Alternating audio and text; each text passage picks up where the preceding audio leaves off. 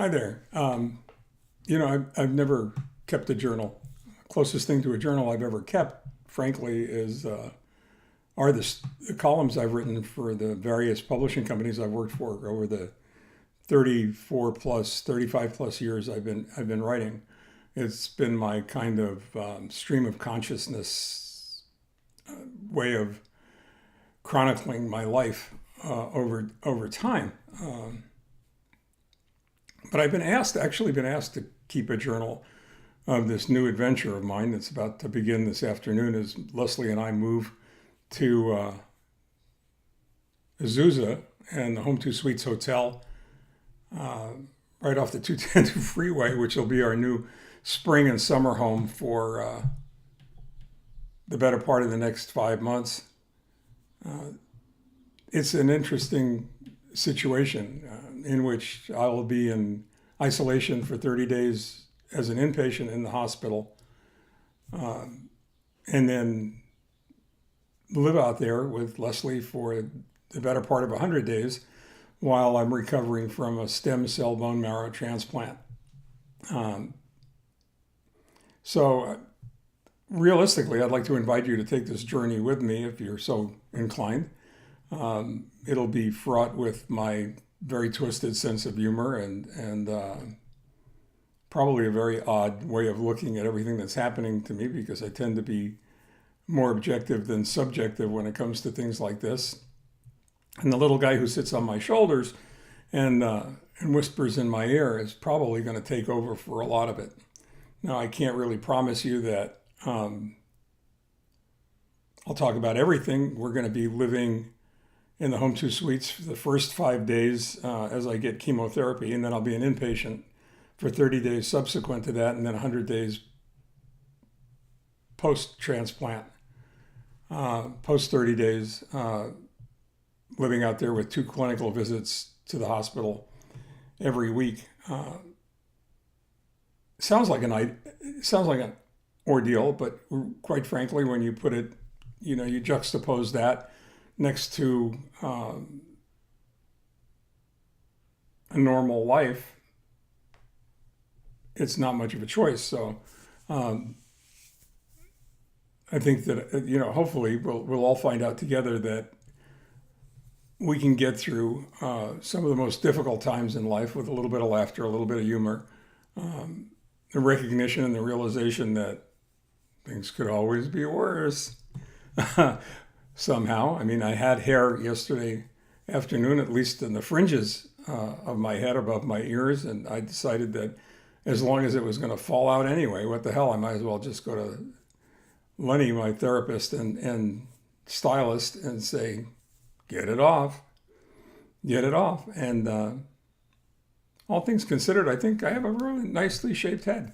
Um, but again, these are the kinds of things you're going to have to get used to if you make this journey with me. We're going to move down there later on today with the help of some very dear friends of ours. I got to thank everybody that's emailed, everybody that's messaged, everybody that's FaceTimed uh, for their love, their care, their concern, their support. This has probably been the single most humbling experience of my life and the lives of all the people around us. Leslie, Ryan, Dana, all of us combined. People have reached out that we haven't seen or talked to in far too many years. And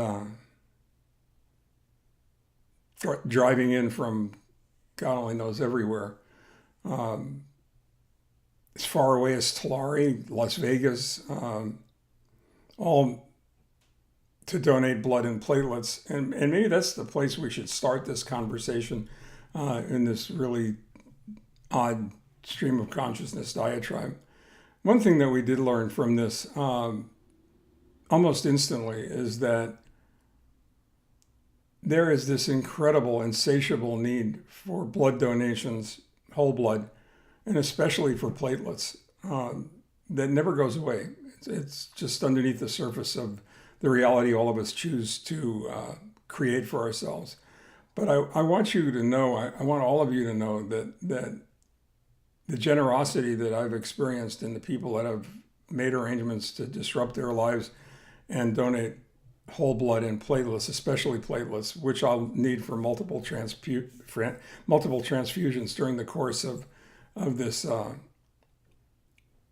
stem cell bone marrow transplant adventure. It's been astounding. It's been humbling. But the need doesn't go away with me. And that's really important to recognize. There are so many men, women, and children out there that are in the midst of all kinds of treatments for God only knows all kinds of diseases that really could use a pint of, probably a pint of Guinness and a pint of blood.